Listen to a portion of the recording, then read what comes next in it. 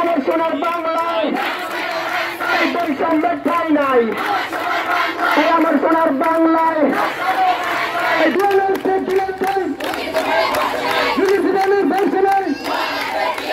এখানে নতুন civil surgeon দিবে এবং আমার মনে হয় 4-5 দিনের মধ্যে। আচ্ছা, আপনারা এখান থেকে উনি কি এখান থেকে পদত্যাগ করে গেছেন?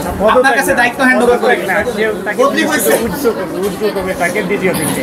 ডিজি অফিসে উইথড্র তো সে হয়নি। করবে করবে বলতে আমার দরকার তাকে আজকে সে ডিজি অফিসে হচ্ছে হলো আমাদের ডিজি অফিসে যেহেতু সে আজকে ডিজি উইথড্র করছে ভালো না। ফাংশনিং না এখনো।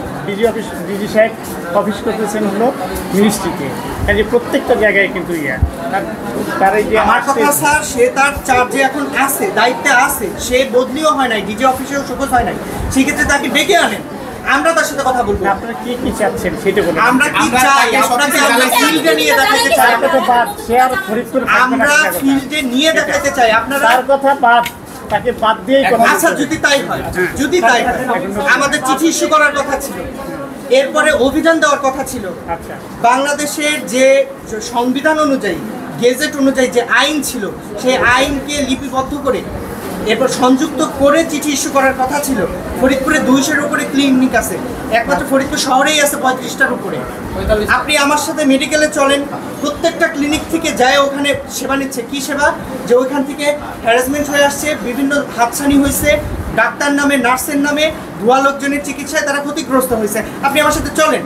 কি এই যে আপনার আলমদিনা নামে হসপিটাল, আরামবাগ নামে হসপিটাল, এই 2 দিন পর পর যে বন্ধ করে দিয়ে আসেন, আবার খুলে নিয়ে বসে, তারা কি হয়েছে সেখানে?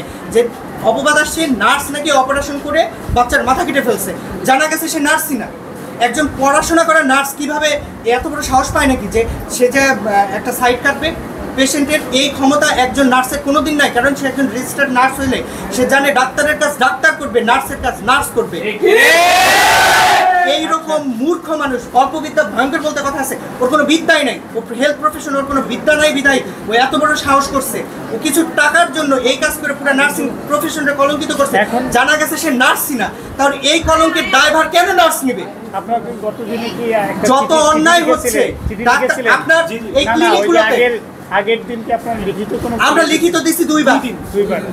আপনারা সেই ডিউটি কি বসে বসে জনগণকে দেখাবেন না পালন করবেন? আপনাদের সংবিধান পাস হয় খালি কাগজে, আপনারা আপনাদের ডিউটি পালন করেন না। এই বসে বসে কাগজ কলমে আর হবে না, এখন এটা বাস্তবায়ন করতে হবে, হেলথ সেক্টরকে উন্মুক্ত করতে হবে, এইখানে কোনো প্রফেশন থাকবে না। আমরা ফরিদপুর সিভিল সার্জন অফিসে এর আগেও 3 বার ভিজিট করেছি। সেখানে আমাদের দাবি ছিল যে ফরিদপুর জেলা থেকে অন্যান্য জেলার অনুরূপ, যেখানে অন্যান্য জেলা এতক্ষণে তারা ব্যবস্থা গ্রহণ করেছে, আমাদের জেলার সিভিল সার্জন এই পর্যন্ত কোনো ব্যবস্থা গ্রহণ করেনি।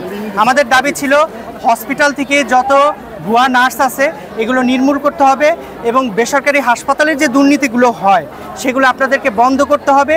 যাদের লাইসেন্স নাই সে প্রতিষ্ঠানগুলো বন্ধ করে দিতে হবে। তারা আমাদের কাছ থেকে 3 বার সময় নিছে। বেসরকারি হাসপাতাল অ্যাসোসিয়েশনের বৈঠকে পর্যন্ত আমরা বসেছি, তারাও আমাদের কাছ থেকে জাস্ট সিভিল সার্জন সময় নেয় আর তাদেরকে স্যাংশন দেয়। এই পর্যন্ত তাদের বিরুদ্ধে একটা পদক্ষেপ তারা নেয়নি। আমরা আজকে আমাদের দাবি হচ্ছে আজকের মধ্যে এর একটা তদন্ত কমিটি গঠন করে কত সময় কত র্যাপিডলি এই কাজটা করবে সেই বিষয়ে আমাদেরকে যতক্ষণ ক্লিয়ার ইনফরমেশন না দিবে নার্সিংয়ের এই আন্দোলন চলবে। আজকে এরা কোনো কার্যক্রম করতে পারবে না। আমাদের দাবি হচ্ছে ফরিদপুর জেলা থেকে যত আইন বিরোধী সরকারি স্বাস্থ্য বিষয়ক যত আইন আছে, এই বিরোধী যত কর্মকাণ্ড চলে, এর বিরুদ্ধে তাদেরকে আজকে ব্যবস্থা গ্রহণ করতে হবে। দেশ বিদেশের সর্বশেষ সংবাদ সবার আগে জানতে ক্লিক করুন risingbeauty.com। প্রতি মুহূর্তের খবর অনলাইনে।